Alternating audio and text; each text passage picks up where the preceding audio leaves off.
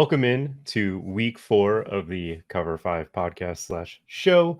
I am your host, Jordan Vanek. You can find me over on Twitter at Jordan Vanek DFS. As always, I'm joined by my co-host, Hilo at HiloFF on Twitter. How you doing today, Hilo?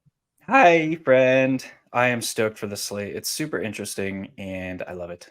So, for those who don't know, the Cover 5 show podcast will be breaking down 5 games from a DFS perspective, 4 games that me and Hilo chose, and then the last one is the highest over-under on the slate, which will most likely be the chalky game. For this week, the highest over-under is Buffalo and Miami. Obviously, that game has a lot going for it. It might not be as hot as it was in Miami this past week, Hilo. I know how worried you are about the temperature of the Miami Dolphins because it held them from scoring 100. It's like it That's fair. really dragged them down that week. Yeah. I'm going to kick it to you for this first game because I have to give you that little nonsense because of your heat concerns with the Miami Dolphins. I'll This own game's in a that dome one. though. This game's in a dome. You got the Rams taking on the Colts. It's a pick 'em right now. The over under sitting at 46. Anthony Richardson just got announced to be healthy. Hilo, is that where you're going with this one? Dude, there is a lot of fun things about this game. One, the Colts are running zone coverages at the second highest rate in the league. Yep. And old Puka Nacua has a targets per route run almost 40% against zone coverage this year. We saw what that meant for him last week against a more man-heavy defense where he was playing kind of second fiddle to Mr. Tutu Atwell. But against zone, this guy, and it kind of goes back to the kind of role that he's playing, the Cooper Kupp role, and look at Cooper Kupp's historic production against zone in this offensive scheme. This guy can see another 15, 20 targets in the spot. And I think that we might see some negative recency bias because the fact he only put up 7 receptions or whatever it was last week, or 7 targets, maybe 7 targets, I think, last week. And this is a guy who's still priced below the elites in salary. In this kind of nebulous region, 6,700, it's probably going to reduce the field's interest in him. And he's just set up to see another 15, 20 targets. And it's insane to think about it in that sense. But it's like, that is what is setting up. Yeah. How does he get to 15 to 20 targets? It likely has to be in a game where the Rams are either competitive or playing from behind. So how does that happen? And on the other side of this game, we have a running back in Zach Moss who is putting up bonkers absurd levels of production because he's being fed bonkers absurd levels of workload. A guy at 30 touches in today's NFL game. It feels kind of weird to say that after David Montgomery put up 32 carries yesterday. 30 carries in today's NFL game is almost unheard of. So we have a running back who's priced at $6K on DraftKings. We have a wide receiver who's priced at $6,700 on DraftKings, who are highly unlikely to be played together, but it unlocks a ton of upside from this spot. Yeah. I look at that game and I'm thinking like Puka Nacua, I saw his zone splits and I was just like, that's gonna be hard to get rid of. And then you pegged this game for yours. I had to make sure I got my game in the next one, but Gus Bradley played Sean McVay as coach against Sean McVay once in their coaching careers. That game, it was back in the Todd Gurley era. It was back when McVay kind of came out swinging as a head coach. Goff threw for 354. Robert Woods had 104 and 2 touchdowns with 10 catches. Cooper Kupp as a rookie, 4 for 71 and a touchdown. Todd Gurley, 23 for 105 and a touchdown. This, again, the Colts right now don't have the talent. They're missing a lot of pieces on the secondary. Gus Bradley's playing a very, very basic scheme. What they did do against Lamar Jackson, which scares me a little bit with the Rams' offensive line, is they were able to get to Lamar immediately, every single snap. Stafford, when some of those O-line went out, some of the offensive linemen went out, he was just getting hit repeatedly. So it comes down to, is Stafford going to be protected enough? And also, the way that you're playing it, when you want to go the Anthony Richardson side, it avoids that matchup, and it kind of forces like, okay, their offense line doesn't protect Stafford. He doesn't get 300 and 2 touchdowns because of the fact that they can't score in that area of the field. And on top of, he's taking these big sacks, but it opens the door for more Puka catches in 15 yards and just kind of the way he's operated this entire season underneath these zone coverages in between these linebacker spots. So I agree with you. I think that the way I'm playing that game, and if I go to that game, would be an Anthony Richardson stack. And I'm going to say this guy's name because Mr. Alec Pierce is still running a ton of routes. Yeah. At the minimum. Deep ones. Again, I know what his role is. I think for that game to hit that spark too, for Anthony Richardson to be even, better than he normally is, I would love to play him in this game because of that fact. I know Zach Moss has been playing a ton of snaps. I'll say this. I truly believe that Trey Sermon takes enough away to kind Stop it. I do. I know how well he's run, but at 6K, man, Trey Sermon got activated and took 30% of the snaps. I know that Zach Moss had 30 carries. Wild that Shane Steichen can coach a team to actually run the ball against the Ravens. I've not seen many. What the heck? That was like one of the, because he was chalk last week, and I was like, I'm just not playing a running back against the Ravens. I know. Especially not named Zach Moss. Like, Nick Chubb's a guy that I don't play against the Ravens. I just don't like playing running backs against Patrick Queen and Roquan Smith and the way that they scheme things up. But Shane Steichen, I think, is one of the most underrated coaches. I think what he's doing in Indy is pretty crazy considering the injuries and the talent that he's lacking. And once that comes in, it's gonna be a fun one. There's also an interesting aspect of the fact that Anthony Richardson is coming off of a concussion.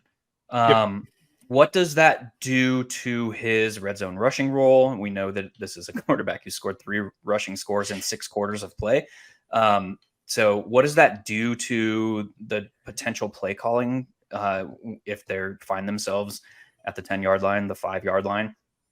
I would guess that they would be utilizing Richardson as more of a kind of zone read type option-y type player in that situation, which could open up additional opportunities for Zach Moss down low, which is kind of another reason why I like the play a little bit more. Is Anthony Richardson's presence in this offense is going to make the Rams have to account for him, but we could see him Steichen dial up some interesting looks for Zach Moss, utilizing or leveraging Anthony Richardson's mobility. Well, if they get to the 1, we know what we're seeing. You're gonna have to get it to like the 3 to 4 yard line. That's gonna be the avenue there. But I like this game. Do you have anything else you'd want to add before we move on to the next one? I think you can double stack Stafford here because the offense is so concentrated. It's basically Tutu and Puka. And then obviously Kyron Williams is a piece of that puzzle as well. 17 targets over the previous 2 games can be stacked doubly with Stafford as well. Yeah, he's playing basically every snap, and there's no sight of like that changing anytime soon. Zach Evans is not getting elevated. It's basically Ronnie Rivers out there. So it's kind of like one of those situations where product of volume. I know Kyron Williams at 6,100 or 6K or wherever he's at on DraftKings is a little bit high, but I think that he has obviously the ability to pay off just considering how big of a role he has. Moving forward to the next one, the Minnesota Vikings are taking on the Carolina Panthers. The Panthers are 4-point underdogs at home. The over-under in this game is sneakily 46.5. It's one of those games that's not getting a lot of popularity, not seeing a lot of guys come in pretty high rostered. And the side that I want to stack is the Bryce Young side of this game. I know Bryce Young coming off an ankle injury. Everybody's kind of like, why would you want to go to a rookie who hasn't looked good? Well, Bryce Young is one of the smartest quarterbacks from the rookie, like coming out of college that we have seen. Brian Flores just blitzed Justin Herbert 84% of the time. He blitzed the house against Baker Mayfield. He's going to blitz Bryce Young. What does this do for a rookie quarterback? It shows him who the matchups are before the ball gets snapped. It's not an exotic blitz scheme that he's going to have trouble reading. It's going to be like, hey, here's coming. This is it where it is. You got to find your matchup to beat us. And DraftKings has not priced up Adam Thielen, who's quietly had 2 games over 20 points last week. I was all over Adam Thielen as well as Hilo in that game against the Seattle Seahawks, who I think is another team you can definitely attack. Save that for the Monday Night Showdown on the Discord channel. But Adam Thielen's good. Like, Adam Thielen is not a bad player. He's a safety blanket. He's getting these 5 to 12 yard down the field catches, similar to the way that Puka Nacua is doing it. He's just not getting the love because of his age. And for some reason, DraftKings just refuses to price him in a good range. And then the other player I'm going to stack Bryce Young was DJ Chark. DJ Chark only had the 1 game with Bryce Young, but the last game against Seattle, he's our best down the field option. Jonathan Mingo was concussed, so it makes Terrace Marshall kind of be a player in this game. Not necessarily one that I want to go to, but it does kind of create the element that Minnesota can't. Like, Mingo was kind of running these shorter routes, these intermediate level. With Marshall and DJ Chark, both of them are going to be running deep. So I think for the Vikings, it at least keeps the safeties kind of honest to the center of the field. So Bryce Young can kind of get it down the field there. And again, the reason why I want to play the Bryce Young double is because I think the opportunity to throw for 300 is there. And then on the flip side, you can jam in studs. In this particular matchup, the stud that I'm jamming in is Jay Jettis. The Carolina Panthers live in single high coverage. Well, Xavier Woods is out, which means Eric Rowe probably gets a little bit more playtime. Xavier Woods has been phenomenal in these bracketed coverage looks for us. Von Bell and Eric Rowe won't be able to do nearly the same that he was able to get done. And Jay Jettas, again, single eye coverage, has almost a 40% target share. He averages like 4 yards per route run. There's no corner on this Carolina Panthers team that can keep up with a one-on-one. And the Vikings they need to win. If they don't win this game, their season is kind of just done. They're going to be probably looking to sell Kirk Cousins, I think, in my opinion. And this game's just easy to stack. The environment's there, and I believe that Bryce Young can have over 300 yards, and I believe he gets 2 scores, which he also can run. I know the ankles, he's coming off an ankle injury. He's still capable of being mobile. Hilo, how do you feel about this one? I think it's interesting, and I think another aspect of why it's interesting is Miles Sanders was downgraded from limited sessions Wednesday and Thursday to a DNP on Friday with his groin injury. So did he have a setback? Yep. It's looking highly unlikely that he plays here.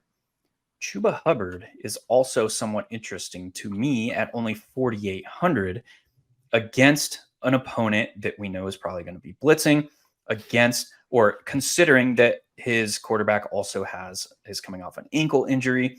And I thought that Bryce Young would actually take another week to come back, and then he returned to a full practice. And is that a testament to the severity of the injury, or is that kind of, we don't know. But interesting angle to play is Chuba Hubbard here at 4,800.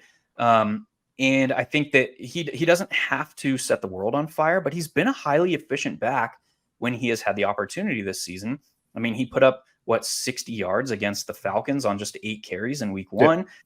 He is involved in the pass game. He is another outlet, as you talked about. They don't have Mingo running over the middle of the field, so it's like basically just Thielen and the tight end room, and then could be Chuba Hubbard as well. So there, it sets up at only 4,800. He could see 5, 6, 7 targets in this spot. And if he's getting 14 to 16 carries to go along with that, there's some upside there. I absolutely love that call. I did not know that Miles Sanders was downgraded. I knew that he popped up with that groin injury. So the DNP, I mean, I'd be fine triple stacking Bryce Young, Chuba, and Adam Thielen and getting to Jay Jettas, because you're kind of locked in to the way that the Panthers are most likely to move the ball. Obviously, you're not there for the long touchdown of DJ Chark or Terrace Marshall, but you look at it from the aspect of the Panthers might move it methodically. Like, the blitz might be getting home enough where Bryce Young has to get it to Chuba quickly, has to get it to Adam Thielen. And quietly, Miles Sanders has the most targets of running backs this year. I don't know if you saw that, but Miles Sanders is leading the NFL in targets from the running back position at 20. So the volume, like 6 targets is there. Like, and that's with Chuba Hubbard getting some targets. So if Miles Sanders isn't going to be able to play, Chuba Hubbard is the only back that I think sees a lot of work. I think this is one of those spots, like similar to what we're seeing with Zach Moss and Kyron Williams, where these guys are going to play 80%, 90% of the snaps.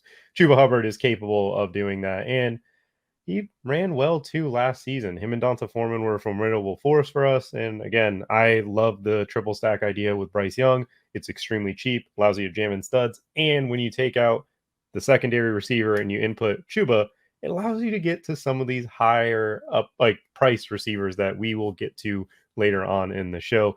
Hilo, do you have anything else you want to add to this one? Nope. I think that's pretty much it, man.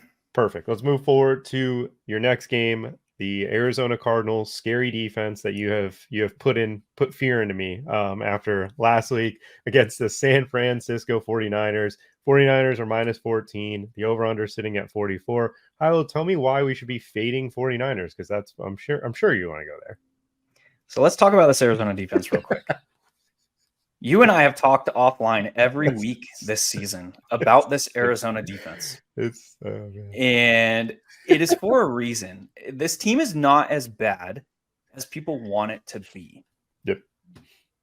Why is that? It's Jonathan Gannon's scheme. It's not the talent they have on defense.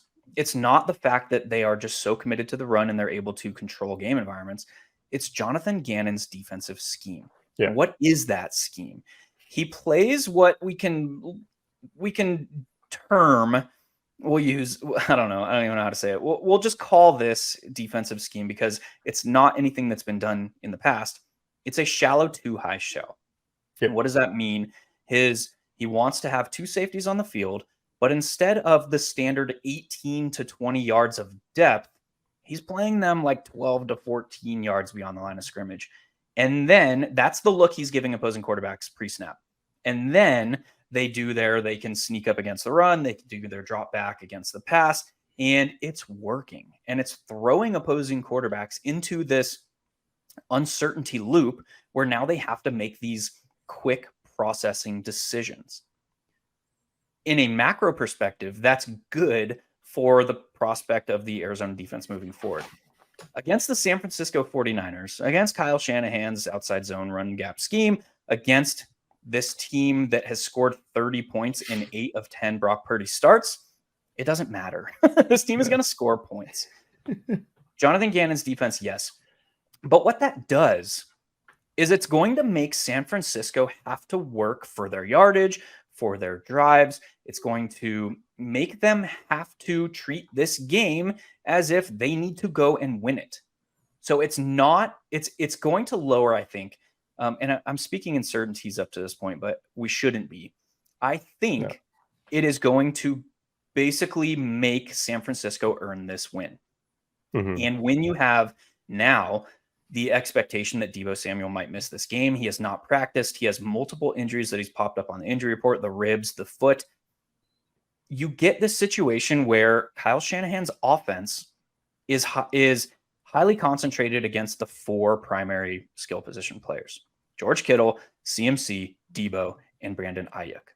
And when one of those guys misses a contest, it does not provide this environment where somebody is stepping into that role. It condenses it even further. So assuming that Deebo misses here, and assuming that Brandon Ayuk is going to play coming off of a missed game for that shoulder injury, there's now a highly concentrated offense that we expect to score. Again, they've scored 30 points in 8 of 10 Brock Purdy starts dating back to last season in a game environment where we expect them to have to earn the win. And that's important because Kyle Shanahan is now a head coach that does not view every possession as I have to score as many points as possible.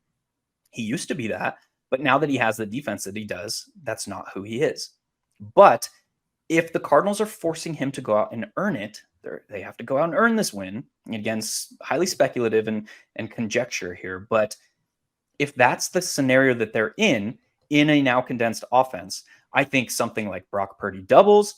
You can even bring CMC into that because Brock Purdy also has an extremely high rate of 2 or more passing touchdowns. Done it in 2 out of 3 games this season. He did it in 6 out of 8 or 6 out of 7 games last season. Yep. He tosses touchdowns. So what happens, and yes, CMC has scored a touchdown in 11 straight games, but what happens if that comes through a Brock Purdy pass? What happens if Purdy is throwing 3 or 4 touchdowns. Yep. So Brock Purdy, Brandon Ayuk, George Kittle, CMC, they're all in play this week. This game is in the afternoon portion of the slate, so it's going to lower the field's interest in it, just from a macro perspective. And you can do crazy things like play a 4-bagger, play all 4 of those guys, overstack this game environment. Do run your Purdy plus Ayuk plus Kittle stacks, because while the field is gonna have interest in this spot, if Debo misses, one, the fact that it's in the afternoon is going to lower that interest, and 2, it's probably going to be one-off pieces. It's going to be your George Kittle one-off. It's going to be your Brandon Ayuk one-off. Nobody wants to play Brock Purdy or play CMC plus George Kittle. But if they're scoring 30 points, those points have to score from or be scored through somebody. And if those somebodies are now condensed, it's super, super interesting.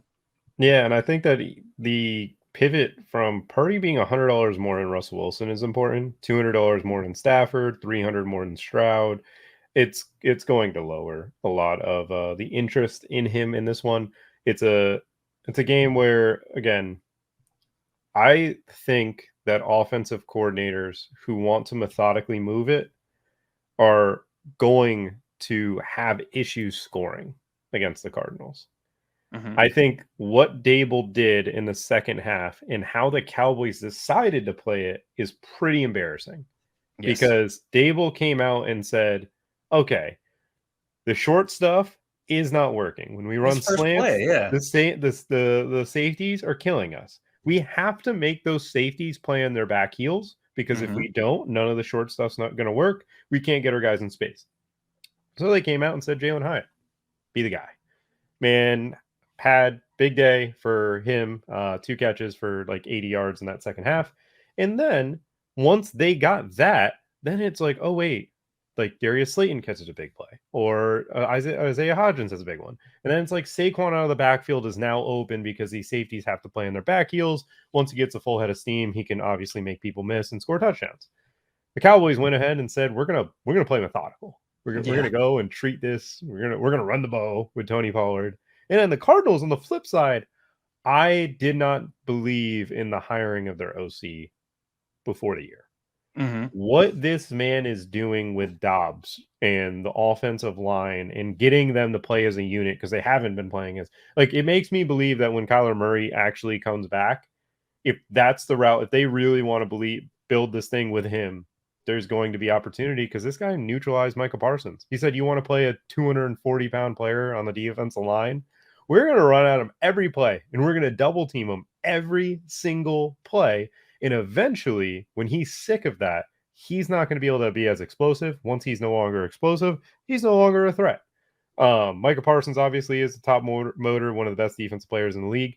He's going to get that a lot now. That's going to be one of those interesting cases. But with the Cardinals in this one, got to think they're going to treat Bosa like that. Got to believe that they're going to try to double team and run it on this 49ers team. Don't know if that's going to work. Don't know if James Conner is going to get it done. But I do believe 49ers and Kyle Shanahan have to look at this and be like, we can't do what we kind of always do, which is these methodical drives. We have to make big plays. And with big plays, I love Ayuk. I love Kittle. And I like Brock Purdy, who gets his guys the ball in space. Like, it's very, and Kittle, I think, has a career, like, his yards and everything against the Cardinals have been historically high. Yeah. I think like that 6 that's touchdowns in 4 games, the last 4 games. That's like a Vance Joseph thing. That just, it is what it is. But Jonathan Gannon's scheme is not good for inline tight ends. It's just a matter of if they want Kittle to block, which they're not going to without Debo. So I do like the stack idea. I do think it's going to be very contrarian and give you an opportunity to, again, play the jamming the guys that you want at 4 o'clock or 1 o'clock, and then sit there and be like, okay, do they have fire emojis? Are we good? Are we good there? So that we can continue going on. But yeah, the final piece there is the Cardinals are not blitzing. They're blitzing only 18.6% of the time. So that discussion about Kittle, probably going to be a little bit freer to run his routes instead of being into block against an opponent that would be bringing more pressure. Perfect. And moving forward to my next game, felt a little forced to play this game because it's just the over-under is too high to not And the entry reports on this game, if you would just want a receipt list where it's like you're going to one of those CVS where you just give out a coupon, it's pretty much what the injury report for this game looks like. It's the Chargers taking on the Raiders. The Chargers are 5.5 point favorites. The over-under is 48.5. Plenty of guys in the injury report, but to focus on how I'm playing this game, sticking on the Chargers side of things, their offensive line has been very dominant this entire season. Blocked really well against the Vikings, who blitzed Justin Herbert 84% of the time. The highest blitz rate I've ever seen as a person doing content, and pretty much one of the highest blitz rates I've ever seen watching football. It was crazy how they just kept playing one-on-one with Keenan Allen, and Keenan Allen's like, I can beat this guy every single time, and if you don't put help, it's just not going to go well for you. And they just kept doing it. They just kept beating him, kept getting the matchup they wanted. In this one, both of these teams live in single high coverage, which means cover 1, cover 3, obviously some cover 0, but the other teams really bring that cover 0 look. The Chargers really only ran that 2 high look against the Miami Dolphins. Obviously, they're not going to do that against the Raiders with Josh Jacobs, and no Tyreek Hill in the field, no Jalen Waddle, not as much speed. So I'm expecting high rates of cover 1, cover 3. What does that mean for both teams? Well, for the Chargers, Keenan Allen is dominant against that coverage this year. Mike Williams has been really good against it. Mike Williams, obviously, towards ACL. So what does that do for him? Well, Keenan Allen, I think, is going to see the same type of looks and same type of target share because he's just going to get motion, moved around, and get his matchups that they want. Marcus Peters is going to bite on some of those double moves that Keenan can run, and he's going to be able to be a safety spot for Herbert. The next player I want to play is tight end. I do not want to go to the Josh Palmer, Quentin Johnston route because, for starters, it's a very big guessing game because Josh Palmer is going to see the field more. From what we've seen throughout the year, he is ahead of Quentin Johnston. Quentin Johnston is like in a weird split. Darius Davis also sees the field. Darius Davis was his teammate at TCU. Kellen Moore has like these Kevontae Turpin type plays for Darius Davis. So I want to avoid that because sometimes the simplest answer is that Keenan Allen's still going to see a ton of targets. And then a tight end is going to be a part of what Justin Herbert likes to do. That guy for me is Gerald Everett. Gerald Everett, 6 for 30 last week, was pretty good in week 2. Week 1, obviously a dud. Tight end positions, always super random. And Hilo, I know that you like Donald Parham, you said before the show. So let's go, dude. Yeah, so let's talk about some of those injuries real quick. You mentioned the laundry list. Joey Bosa, back-to-back DNPs. For the Chargers. Austin Eckler returned to 2-bye limited practices. We have to assume that Austin Eckler's injury was a high ankle sprain, which puts his timeline 4 to 6 weeks, which makes his potential return or his expected return after their bye in week 5 and week 6. But if this team were sitting at 2-1 or 3-0, they would almost certainly rest Austin Eckler. The fact that they are 1-2, I think might be pushing Austin Eckler to try and return. He has back-to-back limited practices. But on the backdrop of, we have to assume, and they've been kind of, mum's the word, they've been hush-hush about his situation. They haven't even called it a high ankle sprain. We have to assume, based on his injury timeline, that it is a high ankle sprain. Yep. So do they bring back a 28-year-old running back and risk further aggravation of that high ankle sprain because they're desperate and they're 1-2? We don't know, but there is that looming bye week after this week. We obviously know they lost Mike Evans. Mike Williams. Gerald Everett missed both practices so far this week with an illness. And what is it something that he's dehydrated and he's got a headache and he will get some fluids and be fine for Sunday? We don't know, but today's practice report is probably going to be pretty telling along that line as well. So now with all those injuries and with on the backdrop of, we know who Kellen Moore is, and we know that he is highly adaptable as far as offensive scheme design, both in game planning and once the first kick takes place. And the fact that Quentin Johnston is not him. Sorry, guys.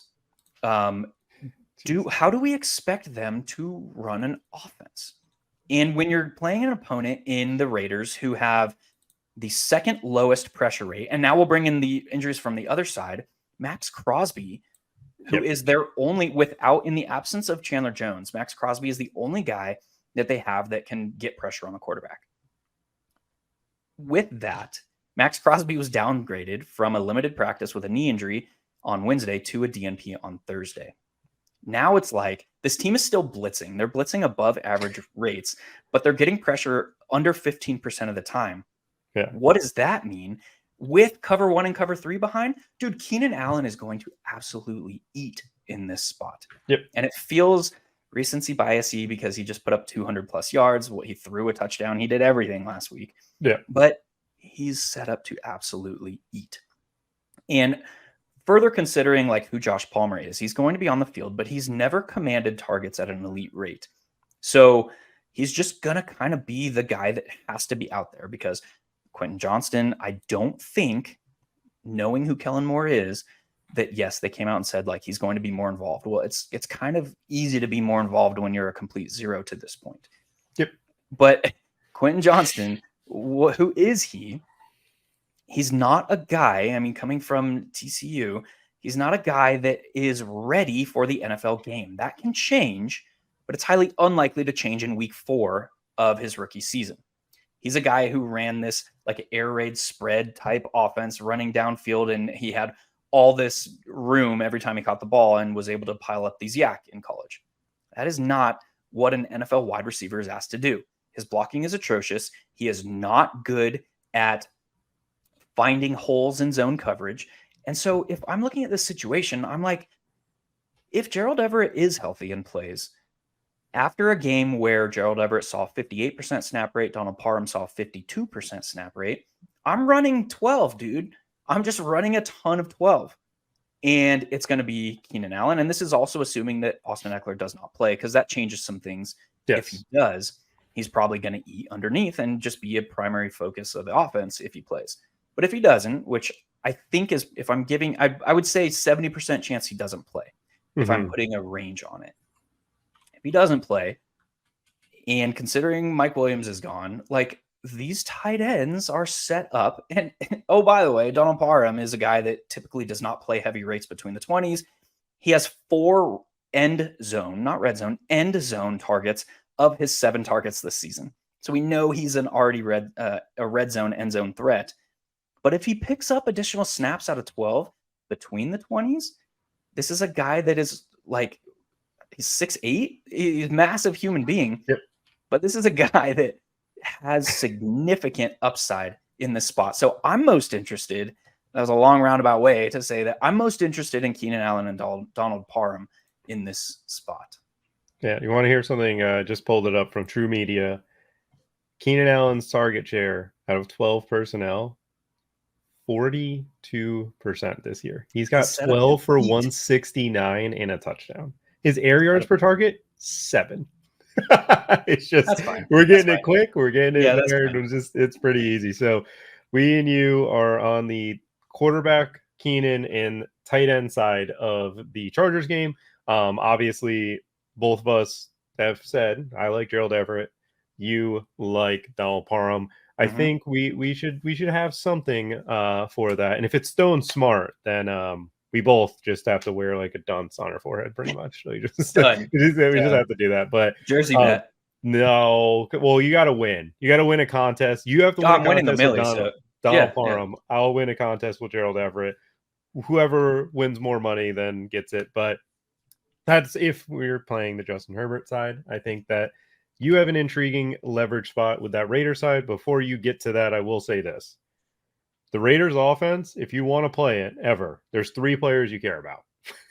It's Josh Jacobs, it's Jacoby Myers, and it's Devontae Adams. That's it. You don't go cute. You don't get cute with them. They're just not going to use anybody else other than those 3 players.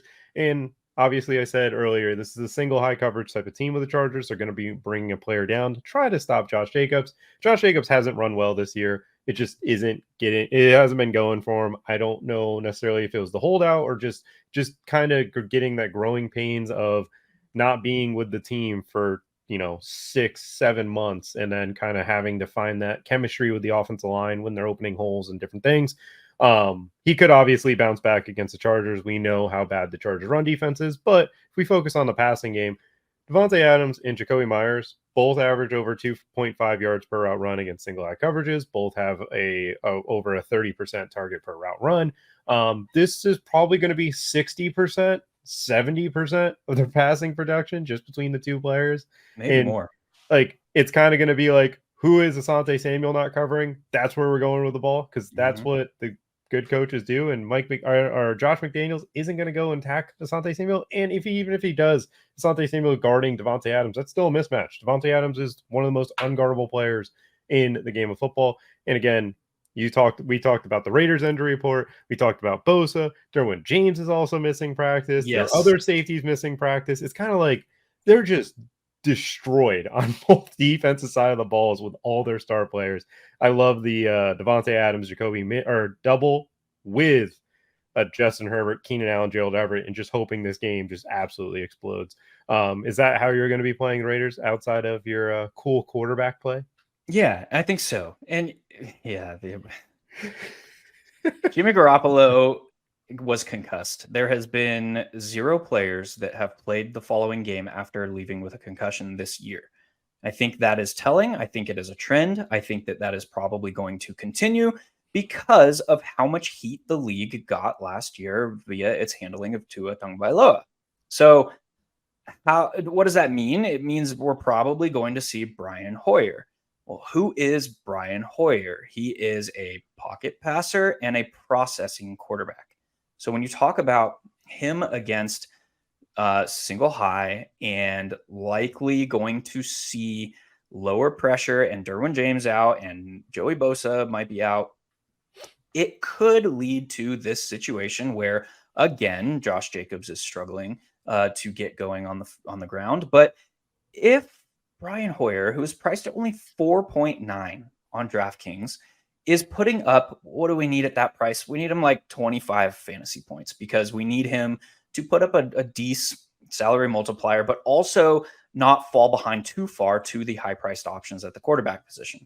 So if he's scoring 25 points, and if 85% of that production is coming through 2 players in Davante Adams and Jacoby Myers, what does that look like?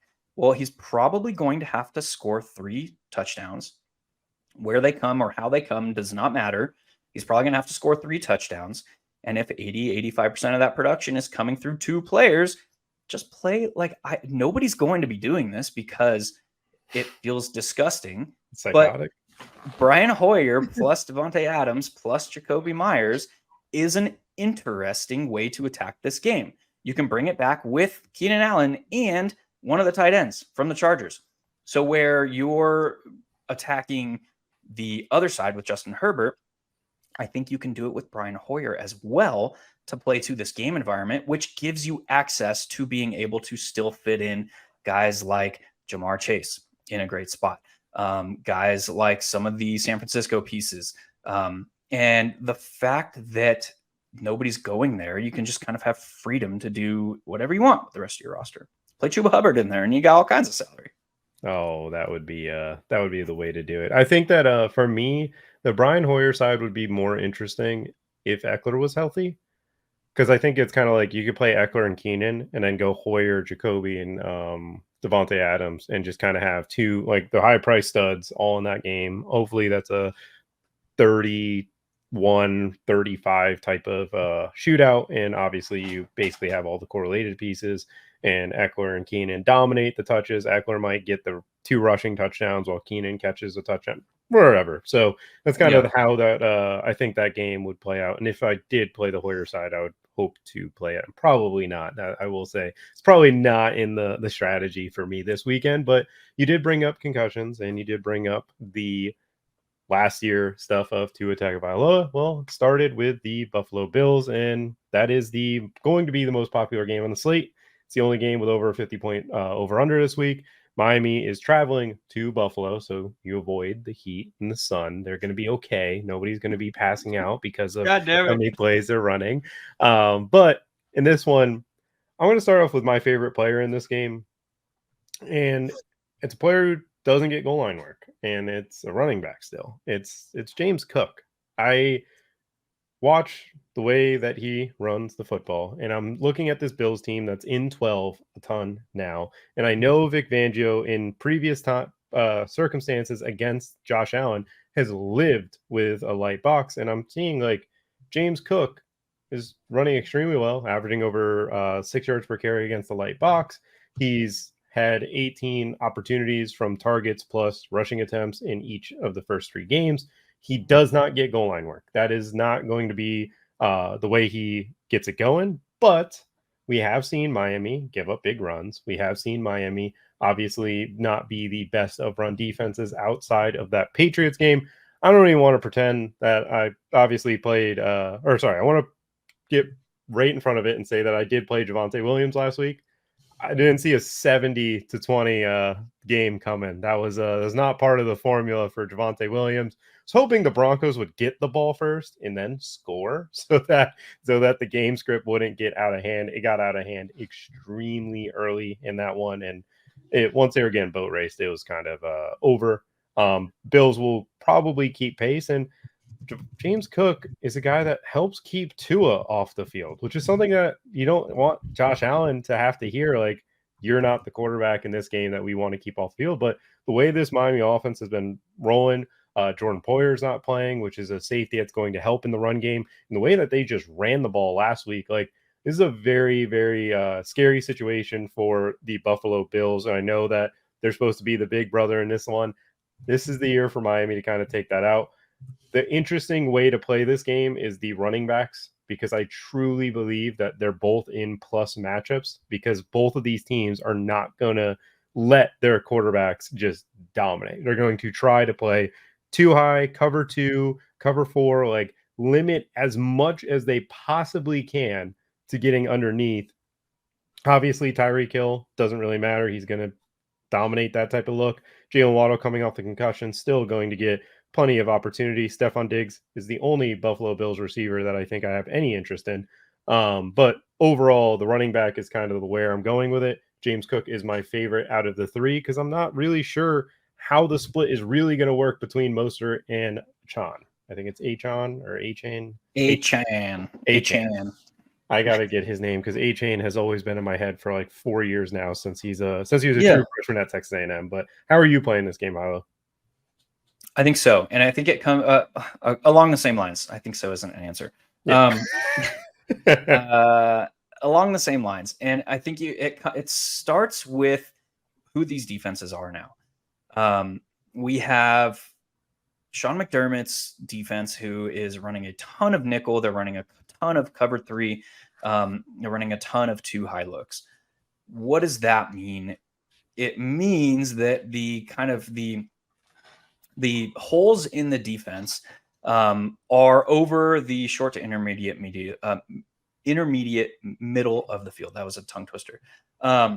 So yeah, that sets up for some interesting, and we could have an hour discussion on what Mike McDaniel's or offense is. Like, it's awesome. Insane. Real quick, awesome. He's doing things that the league has never seen, which is really, really cool. His primary focus, obviously being Gary Kubiak and Kyle Shanahan coaching tree, is on an outside zone gap run blocking scheme. But he's hammering that early in games, and then in the second half and later on, once he's rushed off tackle and off guard a ton, he's pulling in these pulling guard zone run blocking scheme. I don't even know what to call it, but he's doing this like between the guard zone gapping run blocking scheme. And we've seen it be extremely effective.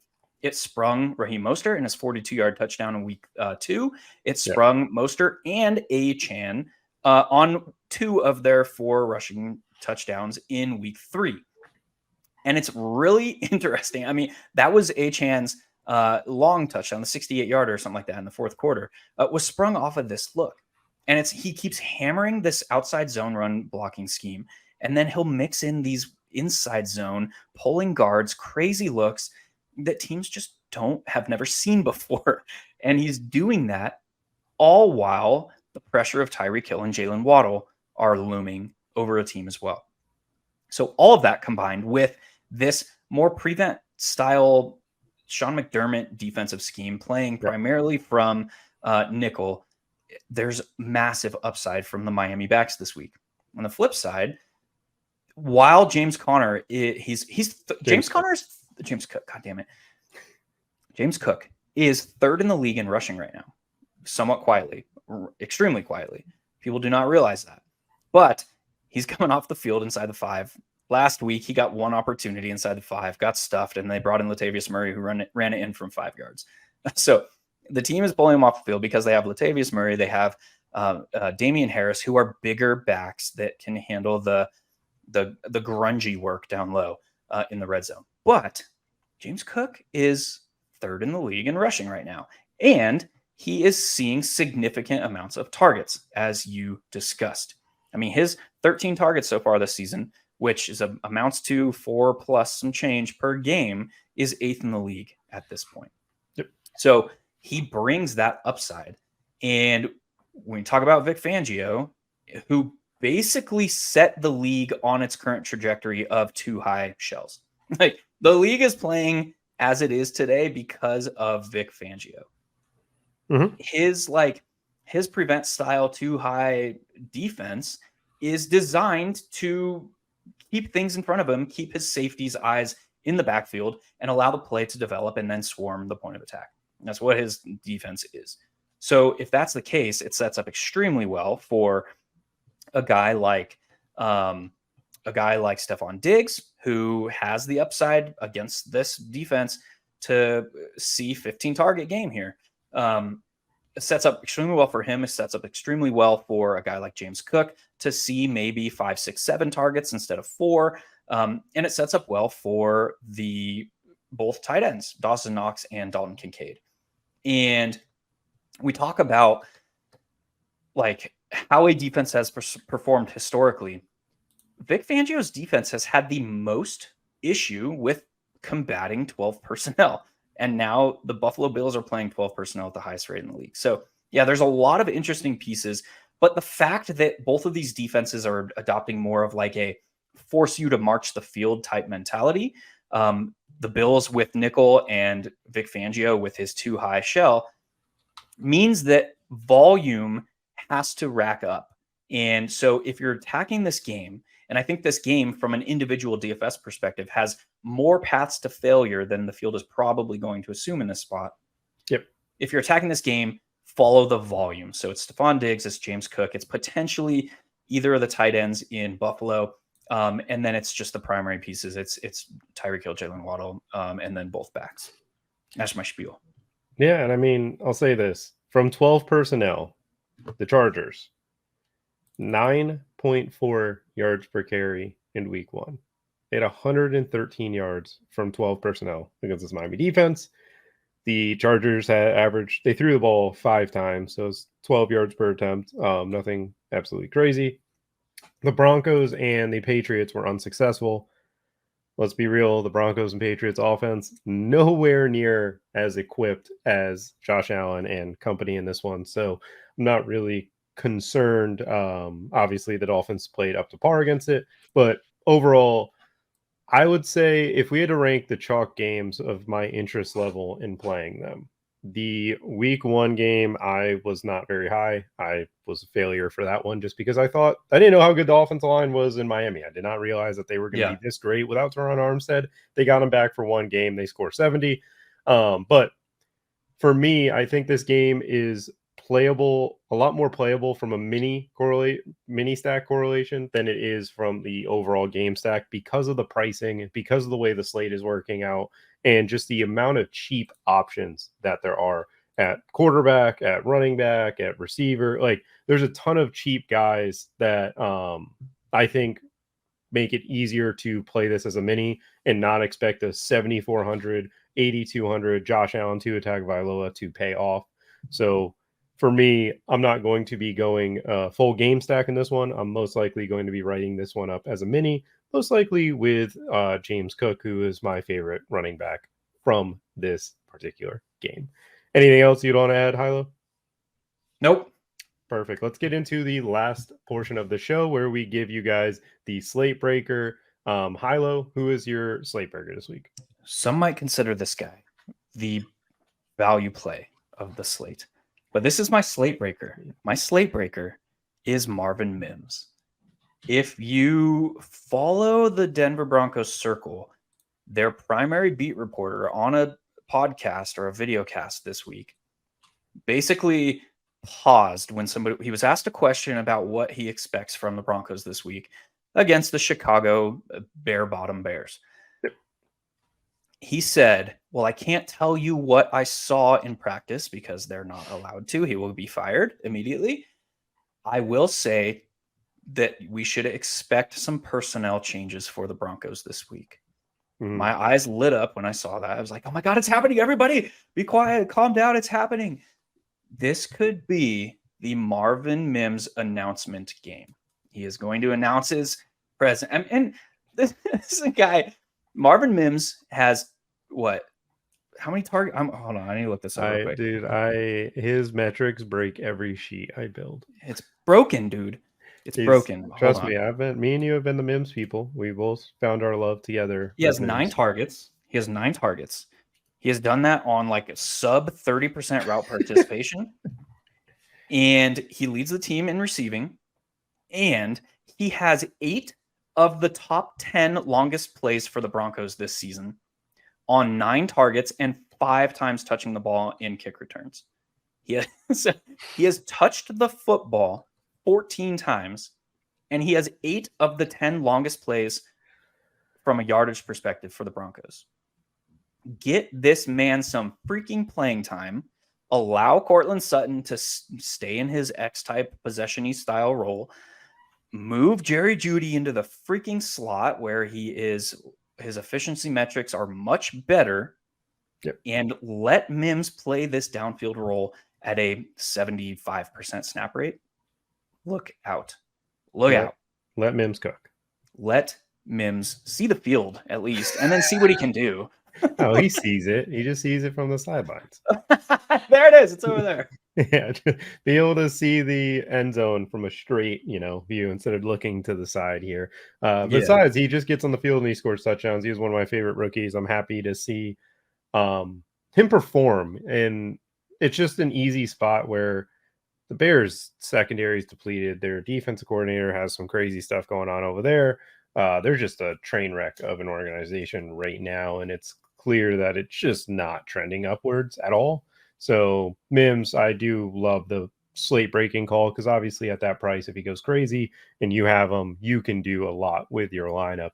For me, I'm sticking to the top. I wouldn't necessarily consider this like a quote unquote slate breaker, just because of the overall slate at this position. I just think he's in a really, really good matchup against this Tampa Bay Buccaneers defense. It's Chris Olave. Jameis Winston, we know, obviously, throughout his career, throws it deep, doesn't care. He's going to do that. Obviously, with the Saints, he's been a little bit more pulled back. But when he did start with Chris Olave was his favorite target to go after. Obviously, this is a new year, but Chris Olave, I think, is even better than he was previous season. Hasn't been able to find the end zone, but he's had 100 yards in 2 out of 3 games.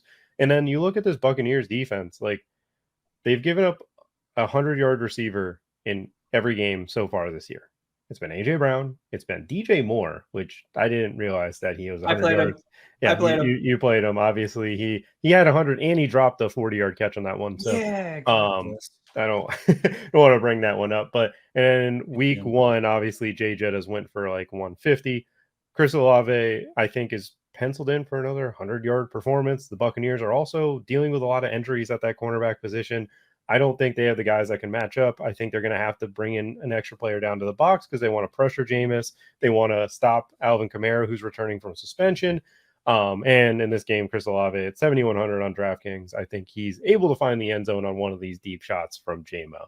And moving forward, Hilo, who's your favorite value on the slate? It's Marvin. No, I'm just kidding. It's a guy we've talked about already. It's Donald Parham. I think that we see, and this is again backdrop the assumption that we expect Austin Eckler to be out. I think you see this team shift to heavier 12 personnel rates. If Donald Parham, considering his heavy red zone role, is now playing 70% of the offensive snaps, I think he has extreme upside in that situation.